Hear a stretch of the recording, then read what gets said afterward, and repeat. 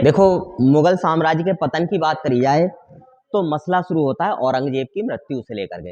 यानी कि मुगल साम्राज्य में जो सबसे अंतिम महान शासक जिसको हम बोल सकते हैं, या उत्तर और दक्षिण सब में शासन करने वाला जो व्यक्ति बोल सकते हैं, वो व्यक्ति था औरंगजेब। कौन था? औरंगजेब। और औरंगजेब की बात करी जाए तो औरंगजेब की जो मृत्यु हुई वो हुई 1707 ईस्वी। कब हुई? 3 मार्च 1707 ईस्वी को औरंगजेब की हो जाती है मृत्यु। जब औरंगजेब की मृत्यु हो जाती है तो इन सब के मध्य में एक युद्ध छिड़ता है, या कह सकते हैं एक व्यवस्था होती है, ठीक है, जिसको हम बोलते हैं उत्तराधिकारी का युद्ध। क्या बोलते हैं? उत्तराधिकारी का युद्ध। ठीक है, तो उत्तराधिकारी के युद्ध की बात कर जाए, यानी कि औरंगजेब ये क्लियर करके नहीं गया कि मेरा साम्राज्य कितने भागों में बटेगा, किन लोगों के मध्य में बटेगा और किस तरीके से मेरे साम्राज्य पर शासन किया जाएगा। जब ये बात क्लियर करके नहीं गया तो इसके 5 बेटे हुआ करते थे। यानी जो औरंगजेब था इसके टोटल 5 बेटे हुआ करते थे। 5 बेटों में सबसे पहले की बात करें तो सबसे बड़ा बेटा जो हुआ करता था वह हुआ करता था मोहम्मद आजम। ठीक है, एक बेटा था जिसका नाम था मोहम्मद मुअज्जम।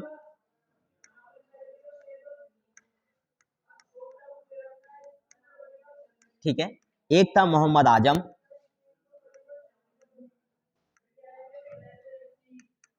ठीक है, इसके अलावा था मोहम्मद कामबख्श।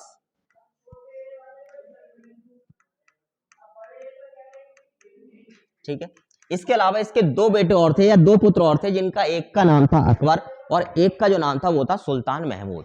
अकबर की बात करी जाए और सुल्तान महमूद की बात करी जाए तो इन दोनों की पहले ही मृत्यु हो चुकी थी। क्या हो चुकी थी?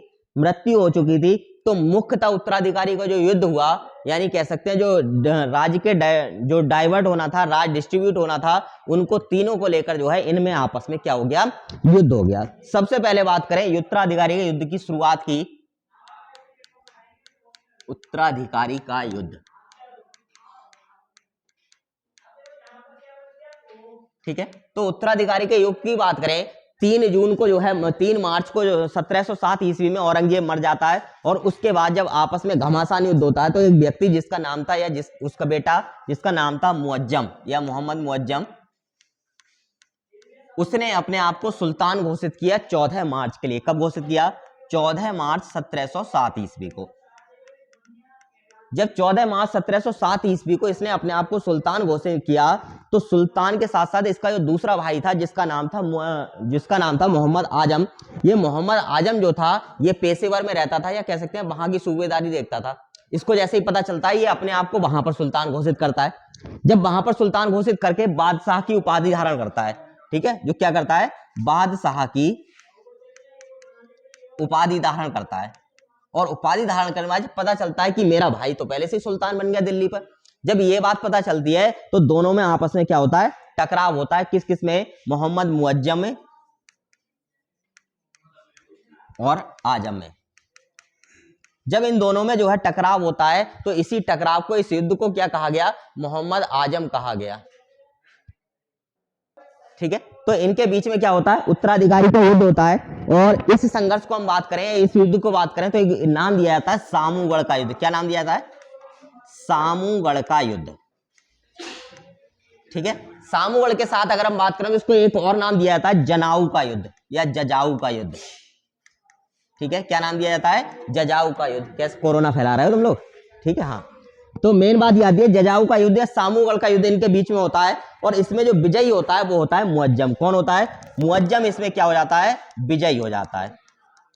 और मुअज्जम की बात करी जाए तो ये मुअज्जम जो है बादशाह की उपाधि धारण करता है। और बादशाह की उपाधि धारण करके जो है मुगल सम्राट का, मुगल बादशाह कहें या औरंगजेब के बाद के मुगल सम्राटों में बात कहें तो ये पहला क्या बनता है? मुगल बादशाह बनता है। और इसका नाम रखा जाता है बहादुर शाह प्रथम। बहादुर शाह प्रथम। ठीक है, बहादुर शाह प्रथम जफर दूसरा। इसके बाद बात करी जाए बहादुर शाह प्रथम को लेकर के, अभी इसका एक भाई निपटा है, एक भाई अभी भी बरकरार है कहीं ना कहीं। तो दूसरा भाई जो कामबख्श के नाम से जाना जाता है, इन दोनों के मध्य में, यानी कि मुअज्जम के मध्य में और कामबख्श के मध्य में, ठीक है, युद्ध होता है हैदराबाद के निकट। ठीक है, कहाँ युद्ध होता है? हैदराबाद के निकट इनमें युद्ध होता है। और युद्ध होने के बाद बात करी जाए हम लोग की, तो इसमें जो विजयी होता है वो कौन होता है? मुअज्जम ही विजयी होता है। और क्या बन जाता है? बहादुर शाह प्रथम के रूप में शासक बन जाता है, मुगल वंश का अगला शासक। ठीक है, तो यानी कह सकते हैं अब अगला जो शासक बना औरंगजेब के बाद में वो कौन बना? बहादुर शाह प्रथम।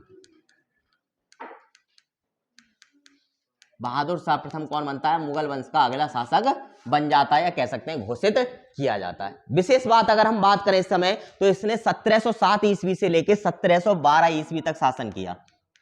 1707 से 1712 ईस्वी तक ये क्या करता है?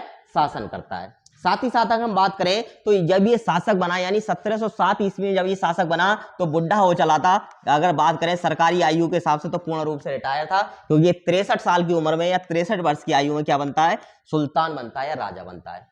अब कोई भी व्यक्ति 63 साल की उम्र में आते आते इस लायक नहीं रह जाता है कि बहुत ज्यादा युद्ध लड़े। क्यों? कि उसकी शक्ति होती है वो लगभग क्षीण हो चुकी है, वृद्धावस्था में आ चुका है। तो ये चाहता है कि जनसंपर्क से या एक दूसरे के समझौते के साथ ही क्या हुए, ज्यादातर समझौते रहे और लड़ाई झगड़ों से दूर रहा जाए। सेम अगर हम बात करें तो इसने भी यही नीति अपनाई, और इस नीति को कहा जाता है शांतिपूर्ण मैत्री नीति। शांतिपूर्ण मैत्री नीति। अगर ये युद्ध करता तो सीधी सी बात है मारा जाता। इससे अच्छा तो यही है कि शांति व्यवस्था बनाए रखे, मित्रतावत संबंध रखे सबसे, और क्या करता रहे? अपने राज्य को आगे बढ़ाता रहे, आगे को चलाता रहे। सेम साथ ही अगर हम बात करें, इसमें सबसे प्रमुख जो उदाहरण आता है शांतिपूर्ण मैत्री नीति का, शिवाजी के एक वंशज हुआ करते थे जिनका नाम था संभाजी। और संभाजी के पुत्र को जो है औरंगजेब के समय में कैद में डाल दिया गया था। तो इसने मित्रवत पूर्ण नीति अपनाते हुए, शांतिपूर्ण मैत्री नीति अपनाते हुए, इसने सबसे पहले जो है संभाजी के पुत्र जो हुआ करते थे साहूजी, जिनको कैद में डाल दिया गया था, इनको क्या कर दिया? मुक्त कर दिया। कहां से? कैद से, या मुगल कैद से क्या कर दिया? आजाद कर दिया। इसके अलावा बात करें, अब तक हिंदुओं पर एक कर लगाया जाता था जिसका नाम हुआ करता था जजिया। जजिया, ठीक है। जजिया क्या होता था? जजिया जो होता था वो गैर मुस्लिमों से लिया जाने वाला कर था।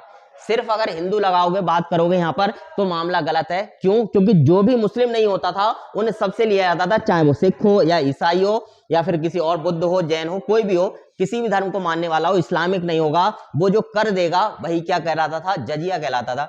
अब बात आती है कि जजिया हिंदुओं से या गैर मुस्लिमों से क्यों वसूला जाता था? उसके पीछे का कारण समझ लो, क्योंकि तुम लोग अभी मध्यकालीन भारत से गुजर के नहीं आए हो, सीधे आधुनिक भारत पाए हो। इसलिए मान के चलो यहां पर शासन कर रहा है सुल्तान, ठीक है। दिल्ली पर कौन शासन कर रहा है? सुल्तान शासन कर रहा है। और सुल्तान की बात करें तो दिल्ली का बहुत बड़ा क्षेत्र जो है क्या है? उसके अंडर में। जब उसके अंडर में है तो ये कहा गया इस्लामिक मान्यताओं के अनुसार कि कोई भी व्यक्ति अगर तुम्हारी जमीन पर रहता है, उसका उपयोग करता है, तो उसको कर के रूप में कुछ ना कुछ देना चाहिए। और इसी बात को रखते हुए, इसी बात को ध्यान में रखते हुए ये कर लगाया गया, जिसको क्या कहा गया? जजिया। अब बात आती है इस्लामिक लोगों से क्यों नहीं लगाया? क्यों? क्योंकि वो तो उसके शासक की जमीन है, उसके साम्राज्य की जमीन है, या कह सकते हैं उसके धर्म वाले की जमीन है। लेकिन जो गैर मुस्लिम लोग रह रहे हैं, यानी जो मुस्लिम धर्म को नहीं मानते, वो लोग किसकी जमीन पर रह रहे हैं? इस्लामिक व्यक्ति की जमीन पर रह रहे हैं। इसलिए उनको क्या देना होता था? जजिया कर देना होता था। लेकिन इसने सहिष्णुता वाली नीति अपनाई है, कह सकते हैं हिंदू मुस्लिम को एक साथ लेके चलने वाली नीति अपनाई, और इस नीति के तहत इसने क्या किया? जजिया को खत्म किया या समाप्त किया। अब बात आती है कि वास्तव में जजिया को अंतिम रूप से खत्म करने वाला व्यक्ति यही था? तो नहीं था। क्यों? क्योंकि इसने कुछ जगहों से ही जजिया को समाप्त किया था, हर जगह से जजिया को समाप्त नहीं किया था। ठीक है, आगे बढ़ते हैं। इसके अगर समय की बात करी जाए तो एक युद्ध इसको लड़ना पड़ा अपने समय में। सिख सरदार हुआ करता था जिसका नाम था बंदा बहादुर। ठीक है, कौन था? बंदा बहादुर। ये सिख संप्रदाय का मुखिया हुआ करता था। सिख संप्रदाय का मुखिया होने के कारण इसने इसके समय में विद्रोह किया, या कह सकते हैं बहादुर शाह प्रथम के समय में बंदा बहादुर ने क्या कर दिया? विद्रोह कर दिया। और विद्रोह करने के बाद बात करी जाए तो एक जगह हुआ करती थी सरहिंद, जो पंजाब वाले क्षेत्र में पड़ती थी। इसने 1710 ईस्वी में इस पर विजय प्राप्त कर ली। ठीक है, किसने विजय प्राप्त कर ली? बंदा बहादुर ने 1710 ईस्वी में सरहिंद पर क्या कर ली? विजय हासिल कर ली। और विजय हासिल करने के बाद अब बात ये आती है कि ये शासक जो सरहिंद जगह थी, ये तो दिल्ली के सल्तनत में आती थी, यानी बहादुर शाह प्रथम के शासन में आती थी। तो ये बात किसको गलत लगी? बहादुर शाह को गलत लगी। और बहादुर शाह ने एक युद्ध छेड़ दिया। वो किसके साथ छेड़ा? बंदा बहादुर के साथ। क्या करा? बंदा बहादुर के साथ छेड़ा। और इस युद्ध को कहा गया लोहगढ़ का युद्ध। लोहगढ़ का युद्ध, क्योंकि लोहगढ़ नामक जगह पर हुआ था इसीलिए इसको नाम दिया गया लोहगढ़ का युद्ध। इसमें बात करी जाए पराजय की, तो इसमें पूर्ण रूप से जो पराजय हासिल हुई वो ही बंदा बहादुर को इसमें क्या हासिल हुई, पराजय हासिल हुई। और पराजय हासिल करने के बाद बंदा बहादुर को क्या कर लिया गया, कैद कर लिया गया। इसके बाद बात करते हैं जो विशेष बात प्रश्न पत्र में पूछी जाती है, इसके समय में एक डच शिष्टमंडल आया था, डच शिष्टमंडल भारत आया। इसमें अगर बात करी जाए इसका जो प्रमुख व्यक्ति था वो था जोशुआ केटेलर। कौन था, जोशुआ केटेलर। ठीक है, तो ध्यान रखना है कि जोशुआ केटेलर के नेतृत्व में जो है क्या आया था इसके दरबार में, एक डच शिष्टमंडल आया था। कौन सा आया था, डच शिष्टमंडल, या कह सकते हैं डच जो लोग थे उनका एक समूह, जो बेहतर लोग थे उनका एक समूह जो है इसके दरबार में पहुंचा था। ठीक है, इसके बाद बात करें, इसकी मृत्यु हो गई 1712 ईस्वी में। कब हो गई, 1712 ईस्वी में इसकी मृत्यु हो गई और इसका राज यहां पर ही क्या हो गया, खत्म हो गया। इतिहासकारों ने इसके बारे में एक अच्छे शब्द कहे हैं या बेहतर कुछ कहा है, वो ये कहा है ये अंतिम मुगल सम्राट था जिसके बारे में कुछ अच्छा कहा जा सकता है। यानी एक बात तो क्लियर हो गई कि आगे आने वाले मुगल सम्राट सब जो है रद्दी हैं, बेकार हैं। ठीक है, तभी तो इसके बारे में इतिहासकार ये कह रहे हैं कि ये अंतिम मुगल सम्राट था जिसके बारे में कुछ अच्छे शब्द कहे जा सकते हैं। और यही कहावत कई बार प्रश्न पत्र में आई है कि वह कौन सा मुस्लिम सम्राट था जिसके बारे में कहा जाता है कि अंतिम मुस्लिम सम्राट था जिसके बारे में कुछ अच्छे शब्द कहे जा सकते हैं। तो कौन था, बहादुर शाह प्रथम था। एक उपाधि इसने धारण करी थी जिसका नाम था साहे बेखबर। ठीक है, क्या नाम दिया गया था, साहे बेखबर। ठीक है, तो ये उपाधि भी इसके द्वारा यानी बहादुर शाह प्रथम के द्वारा क्या की गई थी, धारण की गई थी। ठीक है, इस बात को विशेष तौर पे ध्यान रखना है। ये बात थी किसके बारे में, बहादुर शाह प्रथम के बारे में। बढ़ते हैं थोड़ा सा आगे के लिए, अगले शासक के लिए। तो अगला शासक हुआ उसका नाम था जहांदर शाह। क्या नाम था, जहांदर शाह। ठीक है, आज बैठ लो, पूरा टॉपिक क्लियर करेंगे, कल लिखेंगे या 2-3 राजा निपटा लेंगे उसके बाद लिखेंगे। ठीक है, तो जहांदर शाह की बात करी जाए, जहांदर शाह ने 1712 ईस्वी में अपने साम्राज्य को संभाला, या कह सकते हैं 1712 ईस्वी में जब बहादुर शाह प्रथम खत्म हो गया उसके बाद ये शासक बना और 1712 ईस्वी में इसने अपना क्या कराया, राज्याभिषेक कराया। और राज्याभिषेक कराने के बाद ये कुछ ही समय शासक रहा, मात्र 1713 ईस्वी तक, यानी कह सकते हैं कुछ महीनों तक ये क्या रहा, शासक रहा। इसके समय में बात करी जाए तो बहादुर शाह प्रथम के भी 4 पुत्र हुआ करते थे और इन 4 पुत्रों में सबसे बड़ा जो था वो कौन था, जहांदर शाह शासक हुआ करता था। इसके समय में बात करें तो ईरानी दल के एक नेता हुआ करते थे जुल्फिकार खां। ईरानी दल के नेता जुल्फिकार खां।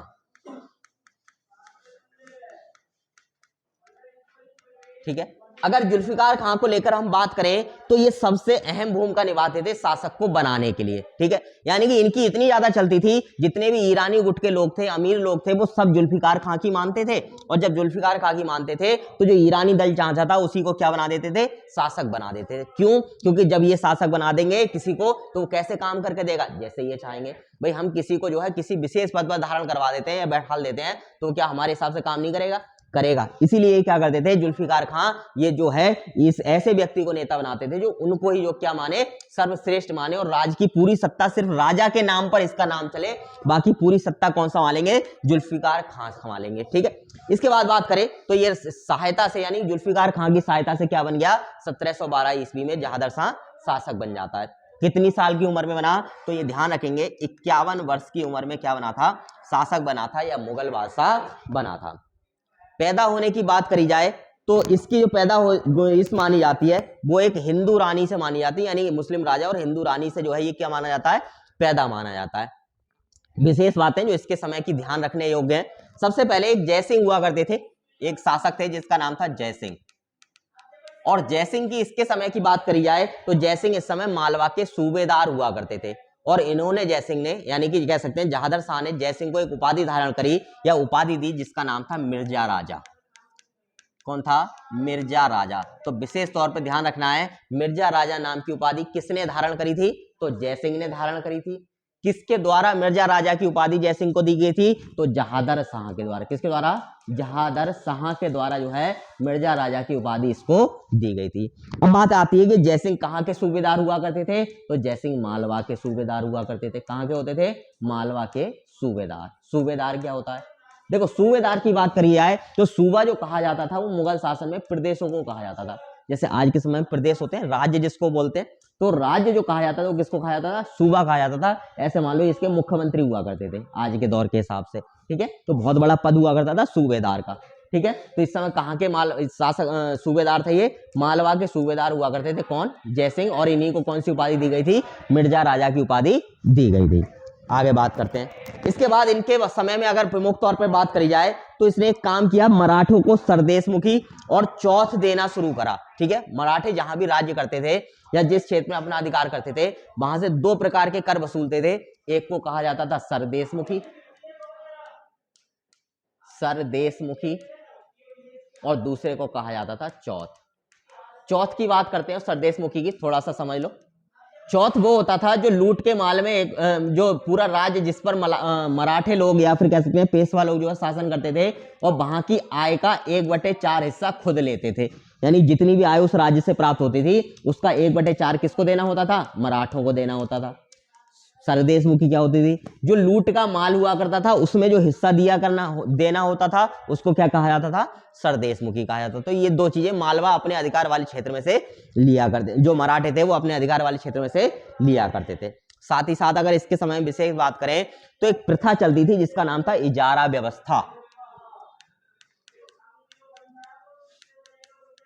ठीक है। कौन सी प्रथा? इजारा व्यवस्था। इसने इजारा व्यवस्था को बढ़ावा दिया, या कह सकते हैं इजारा व्यवस्था को ज्यादा से ज्यादा फैलाया।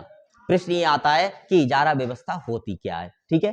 तो इजारा व्यवस्था की अगर हम बात करें, इजारा व्यवस्था एक ऐसी व्यवस्था है जिसमें किसी शासक को या किसी सूबेदार को उतनी खेती या भूमि दी जाती थी जिससे वो अपनी एक सेना रख सके, और जो है उसकी भूमि का कर उगाने का जो काम रहता था वो उस इजारा मालिक को ही रहता था, या इजारा का जो प्रमुख व्यक्ति है इजारेदार बनाया जाता था उसका रहता था। यानी जैसे अगर हम बात करें, एक बहुत बड़ा भूभाग है और इस पर कर चुकाने का जो अधिकार है पूर्ण रूप से किसका होता है?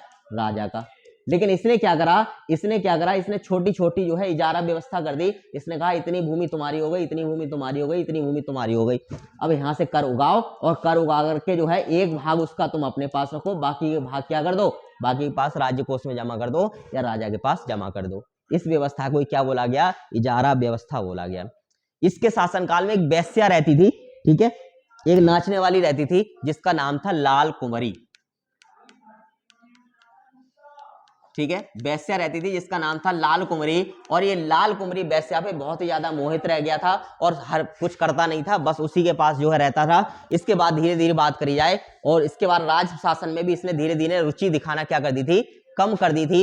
इसी कारण से इसको एक विशेष नाम से जाना जाता है, वो नाम है लंपट मूर्ख, ठीक है। तो ध्यान रखना कि मुगल शासन में लंपट मूर्ख किस शासक को कहा गया है? तो ध्यान रखेंगे जहादर शाह को क्या कहा गया है? लंपट मूर्ख कहा गया, ठीक है। विशेष तौर पे इस बात को ध्यान रखना है। अगले शासक की बात करते हैं। अगला शासक बना फर्रुखसियर,